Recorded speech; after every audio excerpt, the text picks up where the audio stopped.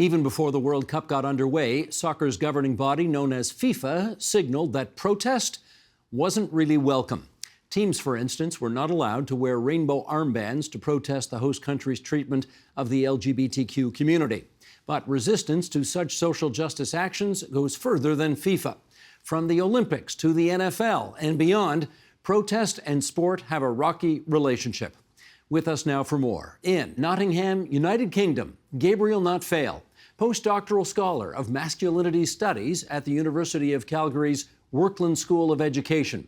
In Edmonton, Alberta, Tarika Tandon, communications consultant at the online resource and networking hub Sport and Dev. And in Ajax, Ontario, Morgan Campbell, sports journalist and senior contributor to CBC Sports. And we're delighted to have the three of you with us tonight here on TVO for a very timely conversation about what is going on overseas. And Gabriel, let me put you to work right away on this. There have been attempts at some activism in the World Cup so far. England, for example, got a yellow card for daring to wear the One Love armbands. Why does FIFA seem to dislike political activism as much as they do? Yeah, I mean, I guess to point out first, it's not specific to FIFA regulations. This is a problem across all of sports, really, particularly like higher levels of sports. You mentioned the Olympics earlier. You know, the Olympic Charter has rules in it that prohibits political actions by Olympic athletes. But as you say, FIFA has really doubled down on a lot of the punitive measures for athletes and for teams that have wanted to speak out at this World Cup on the rights of migrant workers, LGBTQ plus rights, women's rights. And it really makes the priorities of FIFA clear, I think, that making money and growing political influence are kind of the primary concerns. And that's why there is such a sort of crackdown on the potential for political actions by teams and players. And unless there is a big shift in that culture, a big shift in those priorities, then FIFA and similar sporting organizations will ultimately be incompatible, I think, with political activism. Tarika, let me follow up with you on that. And we have heard, actually, probably ever since Qatar got the rights to host the World Cup, we've heard lots of organizations criticize them for their human rights records and their labor abuse. I think they've, what's the expression I've seen? Qatar World Cup of shame is the expression that Amnesty International has used. Do you think Qatar deserves this much criticism? I think there is a space for criticism, but I think it should be evenly given out. We had the World Cup before this in Russia, and there was enough criticism then as well. And the next World Cup is going to be in the US, Canada, and Mexico. And given what has been happening in the US recently, especially with their crackdown on trans rights and women's rights, especially in terms of abortion, are we really going to see the same sort of reaction there or not? That we will see. But I guess what I'm saying is we need to have a certain level of reaction continuing. So if there is this crackdown on Qatar for their human rights abuses, then this should continue on, and we shouldn't stop. So just so I'm clear, you don't think Qatar should be the singular focus of all the criticism, that it's got to go beyond that. Is that right? Definitely. Okay, gotcha. Let me quote something here from the Washington Post. And Sheldon, maybe you could bring this graphic up and everybody at home who's watching can read along. Qatar is by far the smallest country ever to host the World Cup, says the Washington Post, and many critics have denounced the country's treatment of migrant workers, its attitude to same-sex relationships, and what looks like a brazen attempt to launder its image via the beautiful game. But one popular charge, corruption, is more complicated. Whatever Qatar did or did not do to secure the right to host the World Cup, any charges of corruption also implicate FIFA, the Fédération Internationale de Football Association, soccer's global governing body. Okay, Morgan, pick up the story if you would. Do you think FIFA has corrupted the World Cup? Do I think FIFA has corrupted the World Cup? Now, I'm not a FIFA scholar or a World Cup scholar, but I think what you're seeing in a lot of these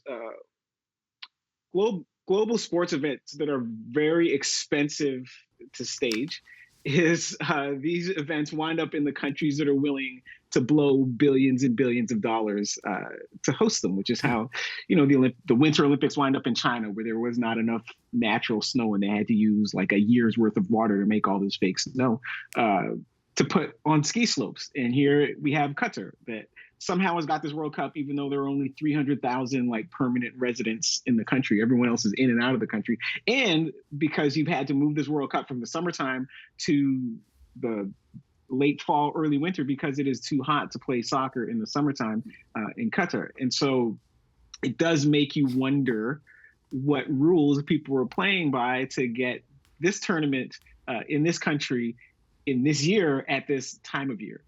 Does anybody, Morgan, dispute the fact, Gabriel, does anybody dispute the fact that at this stage of the game, I mean, it's kind of well known that there was a lot of chicanery involved to get Qatar the World Cup, right?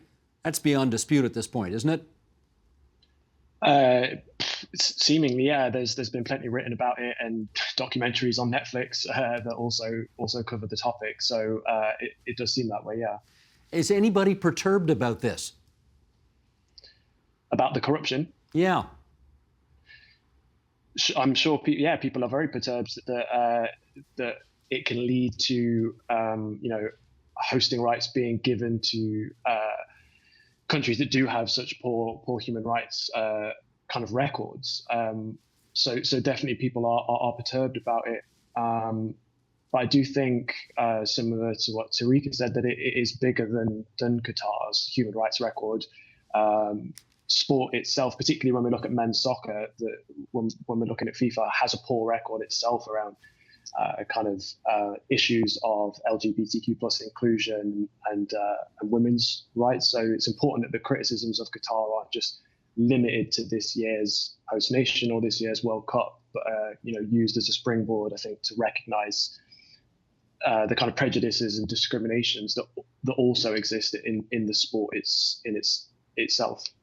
Tarka, do you think, there's a school of thought that says, look, this is supposed to be sport. It's supposed to be diversion. It's supposed to take people's minds away from their everyday problems and just give them something enjoyable to watch.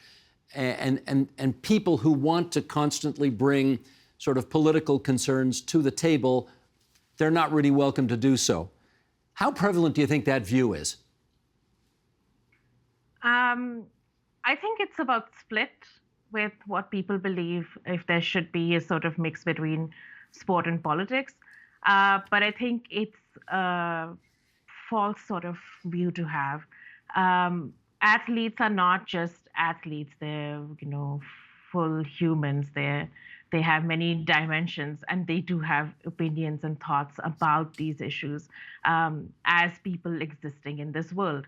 So to assume that just because they're athletes that they won't comment on things like this is, I think, a ridiculous sort of assumption to have.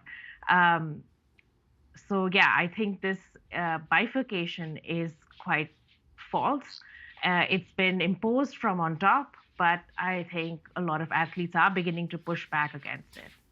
Morgan, what about that? Is it desirable to have a situation where people just enjoy sports without any concerns about the additional political stories that have been emerging from the World Cup, for example? I mean, as Tarka just said, every single person in every event, they all come from somewhere. So to imagine that all these players were born and developed in these laboratories with no connection to the outside world or to any of the issues that underpin everyday life, or the issues that underpin like how these events wind up where they wind up. Yeah, it's a fallacy, and it's unrealistic. Now, I think what you're getting at is the difference between this fall and winter, I almost said summer, but this fall and winter at the World Cup and say 2 years ago in the NBA and the NHL when they had the summer seasons because of the pandemic. And it was also the summer of George Floyd. And before every game, there was some type of nod towards Black Lives Matter. The players would take a knee, they would sing, lift every voice and sing. And what people thought was protest essentially became part of the presentation. And why aren't we seeing that in the World Cup? And a lot of it is that when the summer of 2020 was not the norm, it was a big exception. And two, if a demonstration is within the rules, if the rule makers sanction this demonstration, then it's not a protest. It's just a demonstration, right? So when the NHL would say to Matt Dumba, take a microphone, say something about systemic racism being bad, beautiful moment, but it's not a protest. And there's a big difference between what Matt Dumba did and what John Carlos and Tommy Smith did. And so I think the summer of George Floyd kind of got us conditioned to seeing big sports leagues making these type of social statements part of the show. And now that we're back to business as usual, basically, with the Olympics and FIFA, and it's not part of and it's not only not part of the show, but it's frowned upon. It seems a little bit jarring when really all we've done is return to what has always been. Well, Gabriel, that's what I'm wondering. I mean, is it possible to watch a soccer game between the United States and Iran and truly, genuinely only see soccer? Or is it inevitable, in fact, even desirable, to understand all of the, geopolitical externalities that are also at play there?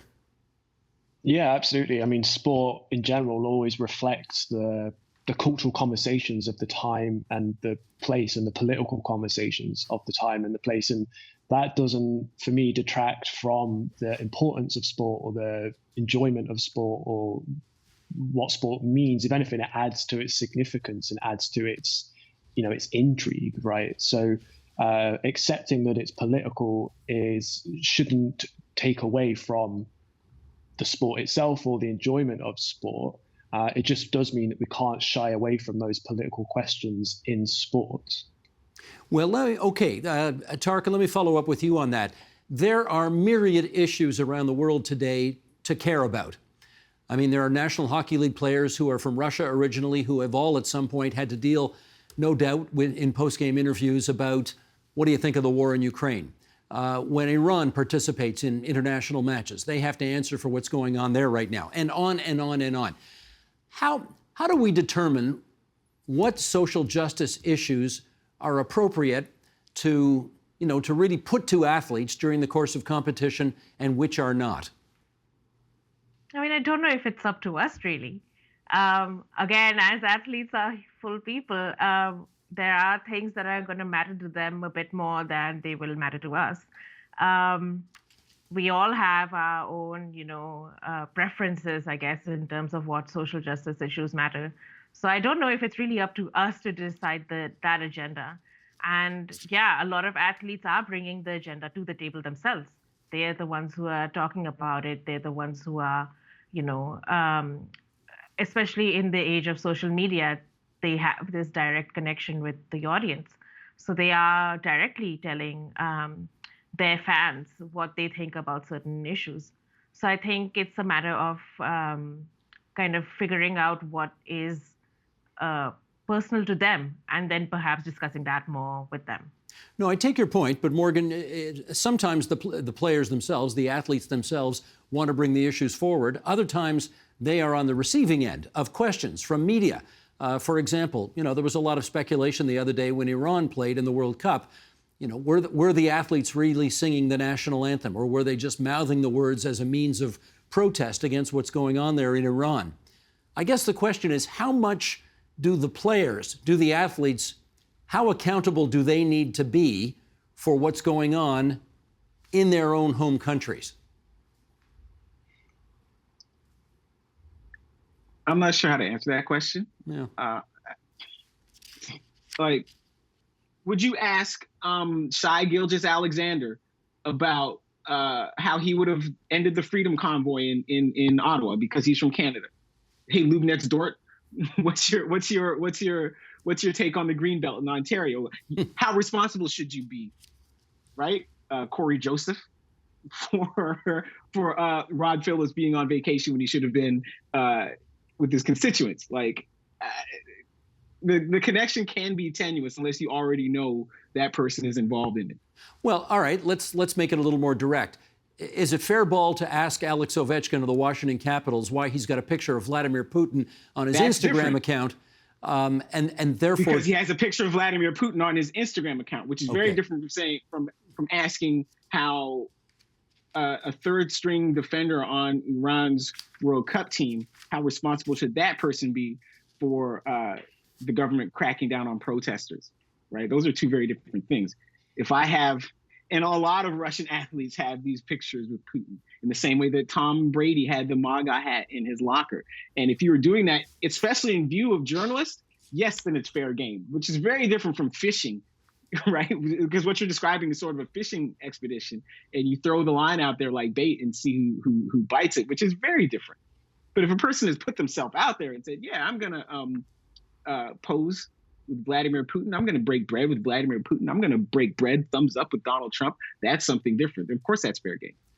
Tarka, can I get you to follow up on that? How much do the athletes, how accountable do they need to be to whatever's going on in their home countries? And as Morgan points out, is it fair to sort of tag them with whatever government policies are happening? I think it depends on what kind of policies. Again, as Morgan said, like if we're going into specifics, they perhaps don't have like much of a say in it. But if we're talking about bigger things like having a picture with Vladimir Putin, that's going to be something they are accountable to.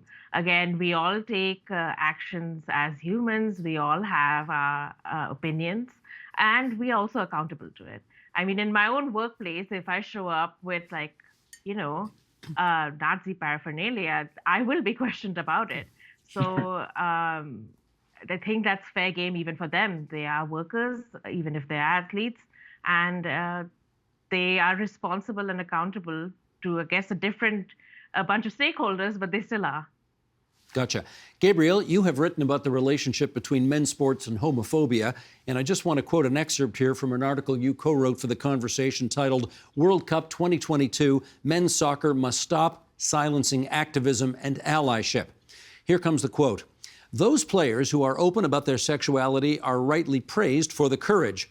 But the fact that such courage is required for LGBTQ plus players only further confirm the entrenched norms in men's soccer which marginalize men who do not live up to homophobic, transphobic, and misogynistic expectations. Conventional codes of manhood and boyhood have permeated sporting spaces, making them exclusionary and not spaces for all to play. Okay, tell us why you think it's difficult to promote allyship in men's sports.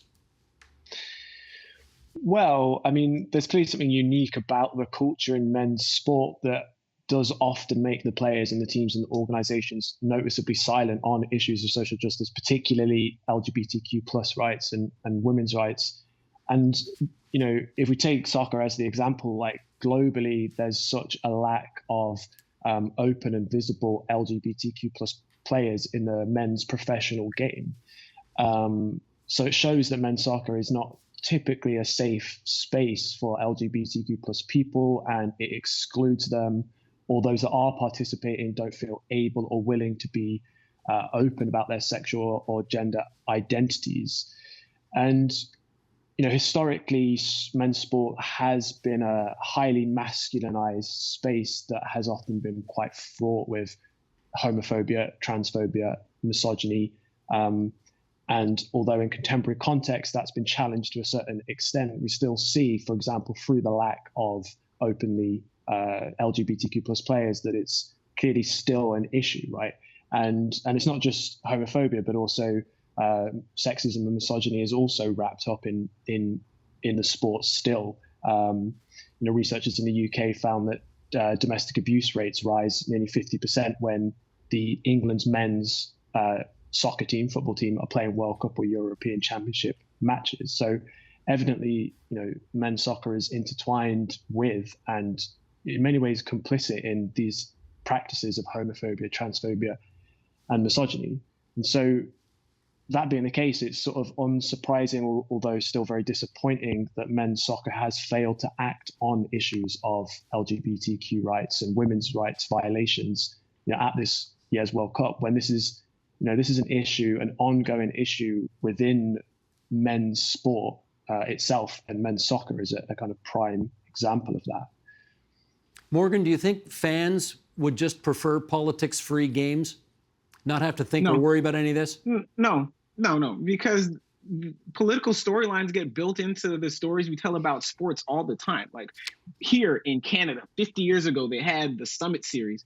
My family, I wasn't even born, my parents had come to Canada, but this is like growing up, you get beat over the head over with Summit Series celebrations. And it's not just because Canada beat Russia. It's because Canada beat Russia at the Summit Series in the midst of the Cold War, and Canada's kind of this stand-in for the United States. It's the same when Americans celebrate the Miracle on Ice. It wasn't just that they won the gold medal in hockey, it's that they beat the Soviet Union for the gold medal in hockey. So depending on what the politics are, who's telling the story, who the audience is, and who winds up winning, these storylines are often very welcome in mainstream professional international sports. Okay. Tarika, your work involves developing activism in grassroots sports. Tell us just a little bit about what you do and why you think it's important. So what work I do is exploring the connection between sport and development outcomes. So we work not towards developing a sport itself, but how can sport be a mechanism through which we can achieve development outcomes, especially like the sustainable development goals. I think there's a lot of space we can look at how activism is being sort of supported in grassroots sport. So if you look at sport and development as a field, they're using sport to kind of challenge all of these pressing issues, including misogyny, including homophobia, including access to education. So while we're looking at elite sport right now, we can also see that grassroots sport has been doing this for a long time as well. And we're kind of influencing change within the youth, within different generations, but we're doing that at the grassroots level, at a level where there's impact as well. And Morgan, let me go to the other end of the spectrum, which is away from grassroots, and that is the biggest, most expensive sports leagues in the world. I wonder whether you see, well, let me back up a second. The way the NFL has handled controversy, you talked about it earlier, taking the knee for the national anthem, that kind of thing, and so much anger surrounding that among so many fans, versus how, let's say, the NBA and the NHL have handled some issues around race relations, which have been a lot better. Do you see a day coming when you think the NFL will more embrace the potential social justice role it can play, as opposed to have so many people angry about whenever something like that happens? Sort of, but they're all businesses, and they're all doing what they perceive is good for business at the time. So if it's good for business at the time, like when Colin Kaepernick came along and started sitting out the national anthem, and then more players started sitting out the national anthem, and there was some backlash from fans, was some backlash from Donald Trump, who was running for president. And then the following year when he became president, yes, it was kind of incumbent upon the NFL to decide how they wanted to trigger the fewest number of fans and then placate the loud, angry, racist fans. But then again, you saw after George Floyd, you saw the NFL paint end racism in its end zones. And you saw NFL players put Black Lives Matter, end racism decals on their helmets. And so all of this, from the perspective of leagues, they're all businesses, and they are all doing, for the most part, what is best for business. So then I don't attribute like a greater moral motivation to almost anything that comes from the league, because I understand they're trying to please their audience. So if it comes to the point where the pendulum swings again, and any of these leagues, including the NHL, including the NBA, perceives that either the audience or the rich people and organizations that want to buy their teams are less progressive socially, they'll please those guys too.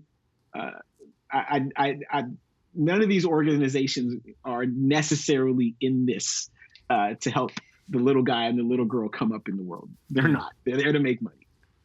On that somewhat pessimistic note, I'm afraid that's our time. Thanks to Morgan Campbell and Gabriel Notfail and Tarika Tandon for joining us here on TVO tonight. We appreciate it. Thank you. Thank you very much. The Agenda with Steve Paikin is made possible through generous philanthropic contributions from viewers like you. Thank you for supporting TVO's journalism.